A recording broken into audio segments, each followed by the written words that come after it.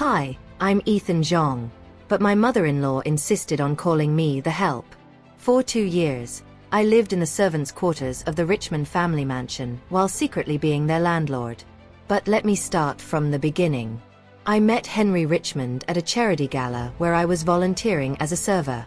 He was the handsome heir to the Richmond fortune, known for their luxury hotel chain.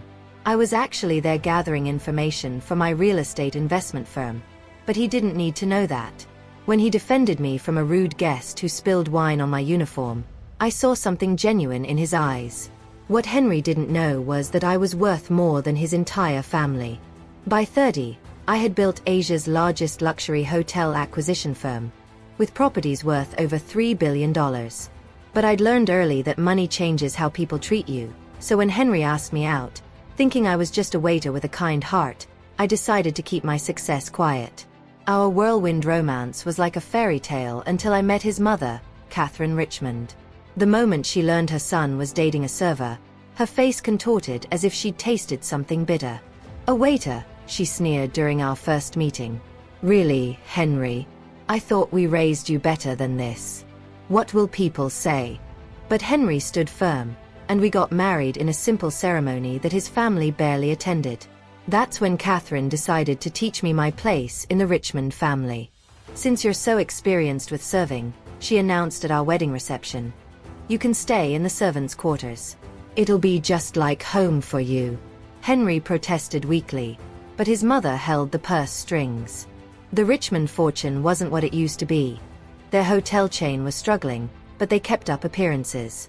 Catherine made it clear, either I stayed in the servants' wing, or she'd cut off Henry's inheritance. What nobody knew was that 6 months before meeting Henry, my company had secretly acquired the Richmond mansion through a complex series of shell corporations. The family had been quietly renting their own home without realizing it. Their hotel chain was in even worse shape than they knew, and I was positioning myself to acquire it. For 2 years, I lived the life of a servant in my own house. Catherine made me use the back entrance, eat in the kitchen, and help the actual household staff with chores. "If you're going to live here," she'd say, "you need to earn your keep." I watched as they hosted lavish parties with money they didn't have, bragging about their legacy while their empire crumbled. Catherine would parade Henry in front of eligible socialites, pointedly ignoring my presence as I served champagne in my own home. Then came last week. The bank called about their overdue mortgage payments that were actually due to my company. Catherine threw a fit in her private study, not knowing I could hear every word. "We need more time," she shouted into the phone. "Do you know who we are? The Richmonds have owned this house for generations." That's when I decided it was time for the real owner of the Richmond mansion to make himself known. The next morning, Catherine had arranged a meeting with the bank manager to beg for an extension. She insisted I come along, thinking my lowly presence would emphasize their desperation. Little did she know I'd already arranged my own surprise for the meeting. Catherine swept into the bank in her Chanel suit, practically dragging me along in my simple dress. "Stand behind me and try to look pathetic," she hissed. "Perhaps they'll take pity on us if they see we're charitable enough to keep you around." The bank manager's office was opulent, with a view of the city skyline. Catherine had insisted we meet at this specific branch, the city's most prestigious, to maintain appearances. What she didn't know was that I owned this building too. "Mr. Phillips will be with you shortly," the secretary announced. "Phillips?" Catherine frowned. "We're supposed to be meeting with Mr. Henderson, the branch manager." "There's been a change," I said quietly. "Mr. Phillips is actually the CEO of Royal Crown Banking." Catherine's head snapped around. "How would you know that?" Before I could answer, the door opened, and Thomas Phillips walked in, my longtime friend and business partner. He took one look at me standing meekly behind Catherine and had to suppress a smile. "Mrs. Richmond," he began formally, "I understand you're here about the mansion's mortgage." "Yes," Catherine straightened her spine. "There's clearly been a mistake. The Richmonds have owned that mansion for generations. These payment demands are ridiculous." "Actually," Thomas said, opening a folder, "the Richmond family hasn't owned that mansion for nearly 3 years. You've been renting it from Shield Properties. Catherine laughed dismissively. Impossible. We would never rent. We own that house. Your family sold it to avoid bankruptcy in 2021, Thomas continued. The paperwork is quite clear. You've been paying rent to Shield Properties, albeit irregularly, ever since. The color drained from Catherine's face. No, there must be some mistake. Henry, tell them. Henry, who had been silent until now, looked confused. Mother, what is he talking about? Perhaps I can clarify the situation, I said softly, stepping forward. I reached into my simple handbag and pulled out my own folder. Shield Properties is a subsidiary of Zhong International Holdings. Catherine's eyes narrowed. What would you know about it? Get back in your place. My place. I smiled, pulling out my company ID and placing it on the desk. You mean as CEO of Zhong International Holdings?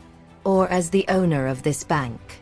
Or perhaps you mean my place as the actual owner of the mansion you've been living in? The silence was deafening. Henry's coffee cup slipped from his hand, spilling across the imported carpet. This is a joke, Catherine stammered. You're a waiter. A nobody. Actually, Thomas interjected. Mr. Zhong is one of the largest real estate developers in Asia. Zhong International Holdings owns properties worth over $3 billion, including the Richmond hotel chain's main properties. The hotel chain. Henry whispered. But that's our family business. Not exactly, I said gently. Your family has been secretly selling off pieces of it for years. My company now owns 60% of the Richmond hotels. We've just been allowing you to keep the name. Catherine swayed on her feet, grabbing the desk for support. But I wasn't finished yet. There's one more revelation that might interest you, I continued, pulling out another document. Do you know why I was at that charity gala where I met Henry? I was evaluating the Richmond hotel chain for acquisition. But then I met your son, and I saw something different. Someone different from the rest of your family. Catherine collapsed into a chair, her perfectly manicured hands trembling. All this time. In my own house, your house. I raised an eyebrow. The house where you made me use the servants' entrance? Where I had to eat in the kitchen? Where you made me serve drinks at your parties? Catherine whispered. I think I'm going to be sick. Mother, Henry finally spoke, his voice tight with anger. You made my husband, the owner of our house, sleep in the servants' quarters? I didn't know, she wailed. How was I supposed to know? Would it have mattered? I asked quietly. Should it have mattered? Would treating a servant with basic human dignity have been so difficult? Thomas cleared his throat. Mrs. Richmond, there's still the matter of the overdue payments. Yes, I nodded. You're 3 months behind on rent. According to the lease agreement, I can evict you immediately. Catherine's face went from pale to ashen. You wouldn't. Where would we go? Actually, I have a proposal, I said, opening my laptop. Zhong International is planning to convert the Richmond hotel chain into our new luxury brand. We need someone to manage our European properties. Henry leaned forward, interest sparking in his eyes. The position is in Paris, I continued. It would mean leaving the mansion, living more modestly at first, and actually working for a living. But it's a chance to earn back what your family lost. Through merit this time, not just name. I won't, Catherine declared. A Richmond working as an employee? Never. Mother, Henry cut in sharply. You're not in a position to refuse. Not anymore. He turned to me, his eyes full of remorse. I'm so sorry, Ethan. I knew Mother's treatment was wrong, but I was too weak to stop it. I'd understand if you want nothing to do with me anymore. I reached for his hand. Actually, the job offer was for you, not your mother. I married you because I saw your potential, Henry. Not your family name. It's time you had the chance to prove that potential. 6 months later, the Richmond mansion was converted into a boutique hotel. Catherine moved in with her sister in Connecticut, her social standing in tatters. Henry and I moved to Paris, where he threw himself into learning the hotel business from the ground up. To everyone's surprise, especially his mother's, Henry excelled. Free from his family's expectations, he proved to have a natural talent for hospitality management. Within a year, our Paris property's revenue had doubled. As for me, I still volunteer at charity galas occasionally, just to remind myself that true character shows in how you treat people when you think they're nobody. Yesterday, we hosted a hotel management training seminar. I overheard Henry telling the new staff, "Remember, treat every guest and every employee like they own the place." Because one day, I learned that the servant I ignored was actually my boss. Catherine still sends the occasional email, always asking when we'll restore the family name. I keep her messages in a special folder labeled, Lessons in Humility. The mansion's servant quarters? I converted them into a staff training center, where every new manager starts their journey learning to serve before they can lead. Because sometimes, the best way to teach humility is to let people discover it themselves, even if it takes losing everything they thought made them important. After all, true class isn't about where you sleep. It's about how you treat others when you're awake.